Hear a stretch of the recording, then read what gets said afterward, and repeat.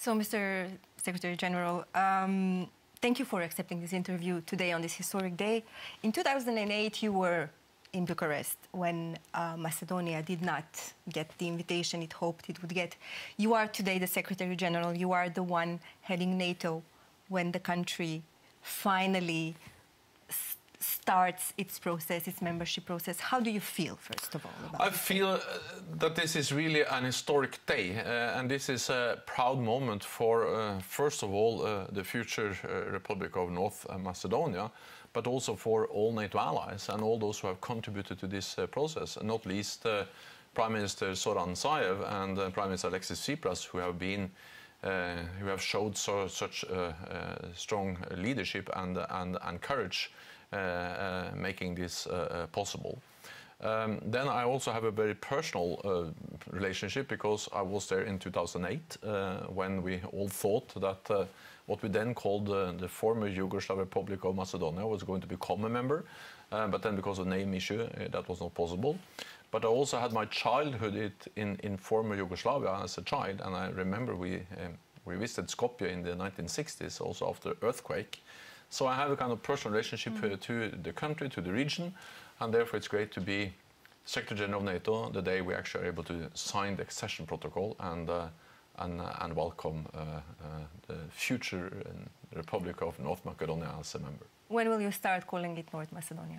As soon as all the necessary procedures are completed, and we expect that to be within weeks or days. So as soon as that happens, we will start to call the country the Republic of North Macedonia. And of course, I look forward to that, partly because the name is important, but also because that symbolizes the fact that an issue, a disagreement between two neighbors, Greece and the future Republic of North Macedonia, is solved, which is extremely important for the relationship between the two countries, for the stability in the whole region, for the possibility to join NATO and possibly also the European Union, and therefore it reflects something much greater than just the name.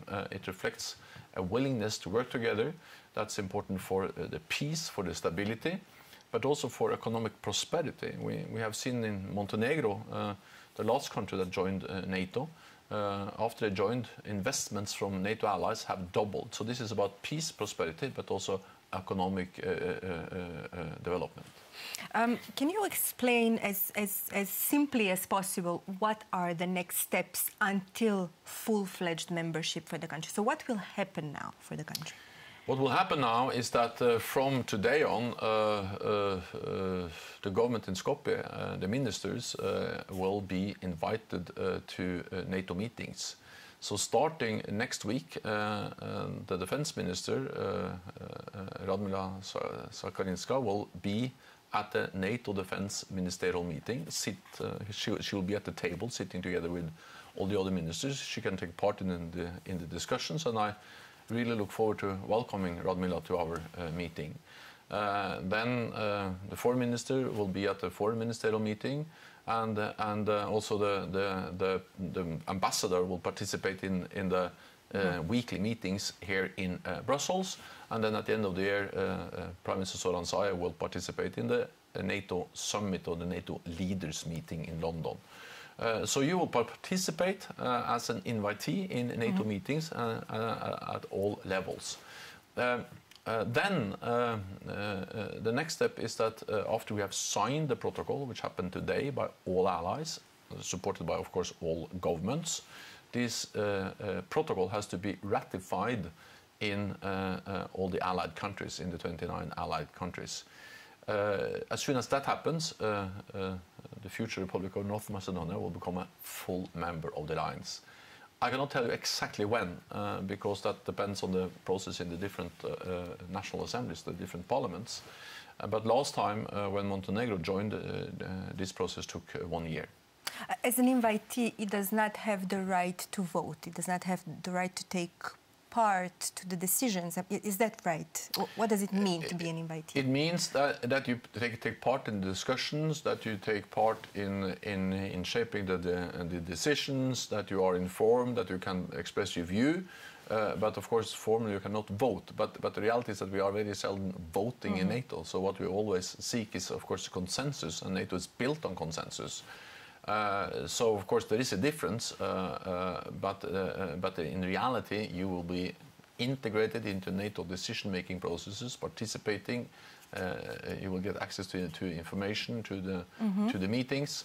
But of course you're not full member until the accession protocol is ratified in all member states. We have access to all formats of the alliance, or are there... Almost all meetings. There are a few exceptions.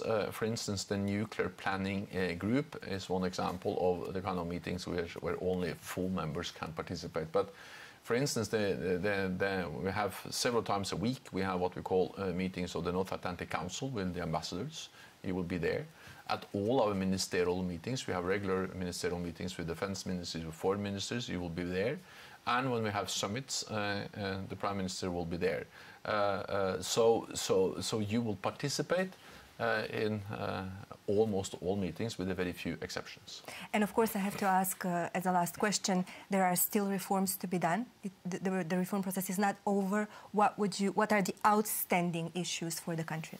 So first, reform is a permanent effort by all allies, and of course also by all those who are joining the alliance. So reform, the need to reform didn't stop the day we signed the accession protocol or the day you fully accede into NATO. Reform has to continue all the time. I welcome the very clear message from the government that you will continue to modernize your defense institutions, to reform the intelligence services, and also to strengthen the rule of law. So reform is a permanent process, and it has to continue for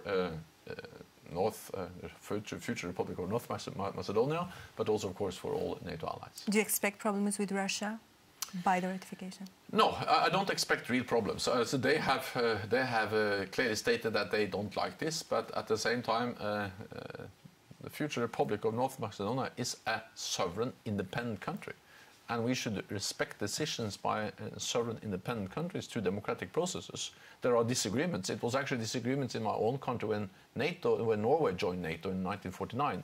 Some parties were heavily against, some parties were heavily in favor. We had a democratic process in the parliament, and the majority decided to join, and we have been happy with that since then. So yes, there are different views. That's part of being a democracy. Russia has expressed that they dislike it. Well, that's in a way their view, but the reality is that we should all, including Russia, respect sovereign decisions by sovereign nations, and that's exactly what NATO does. Many thanks, Secretary General. Thank you so much for having me.